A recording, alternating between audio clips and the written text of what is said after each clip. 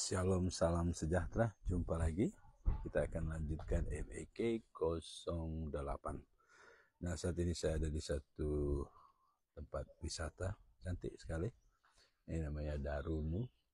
Saya mau ambil waktu sedikit untuk membuat satu pendahuluan dalam pembelajaran kita. Kita tengok ini adalah upaya untuk naik taraf dari suatu lokasi wisata.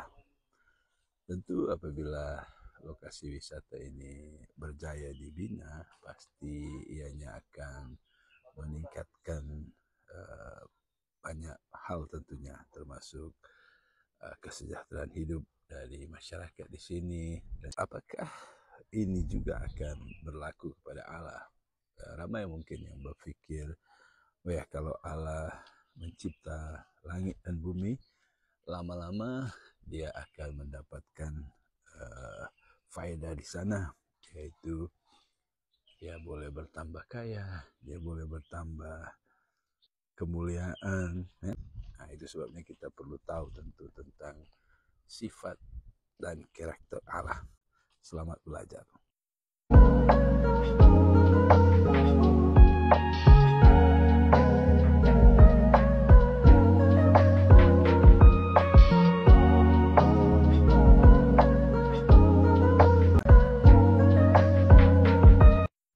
Kita akan mengenal tentang si penulis kitab ini, sebab sudah belajar bahwa fokus utama dalam Alkitab adalah Allah, siapa dia, apa yang dia buat, bagaimana dia menjalankan rancangan dia, itu semua terlihat dalam Alkitab. Nah, sekarang kita akan memperhatikan sifat-sifat daripada Allah tersebut. Kita akan mulai dengan ayat pertama dalam buku pertama. Pada mulanya Allah menciptakan langit dan bumi. Dari ayat ini, apa yang boleh kamu pikir mengenai sifat-sifat Allah yang adalah penulis buku ini? Pikirkan, saudara, dia adalah Allah yang sebelum segala sesuatu ada, ternyata dia sudah ada. Oleh sebab dia sudah ada, sebelum segala sesuatu ada, maka di sini kita dapat satu sifat, yaitu dia itu adalah Allah yang maha tinggi. Tidak ada yang lebih tinggi dari dia. Kemudian, kalau kita kembali lebih dalam tentang memperhatikan ayat ini, pada mulanya Allah menciptakan langit dan bumi. Saudara, menurut ayat ini, bila Allah diciptakan, sebelum ada langit, berarti belum ada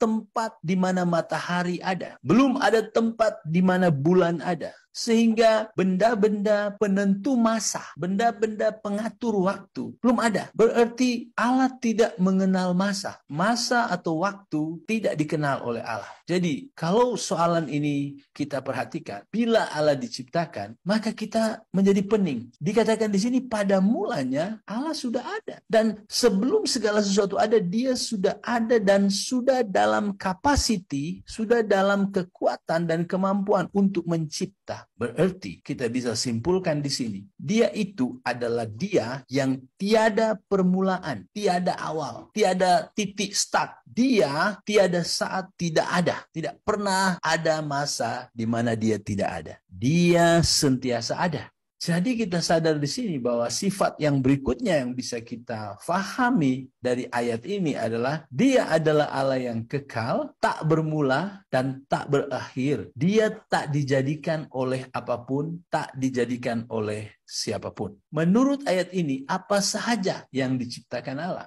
Langit dan bumi. Bukan hanya bumi, tapi langit juga. Kalau Pak Luke mencipta perahu, itu milik Pak Luke, bukan? Nah, di sini kita lihat bahwa langit dan bumi dicipta oleh Allah. Maka jelas, Allah lah pemilik langit, Allah lah pemilik bumi. Kadang-kadang kalau kita masuk di hutan, kita mulai berpikir, wih, hutan ini ada pemilik. Ada pemilik yang tak boleh dilihat dengan mata. Wah, alam itu, kalau kita baik kepada alam, dia akan baik kepada kita. Jadi seolah-olah alam ada kekuatan yang menjaga dirinya sendiri. Tapi saudara, dari ayat ini kita sadar bahwa alam ini tidak jadi sendirinya. Alam ini ada yang buat. Dan karena dia yang buat, maka dia pemilik. Dia yang punya. Dia adalah Allah itu. Jadi kalau ada orang berkata, Gunung Kinabalu itu ada Datuk Kinabalu yang punya gunung itu. Betulkah seperti itu? Datu itu pernah lahir, pada waktu sebelum dia lahir gunung itu sudah ada atau belum? Dia kayak yang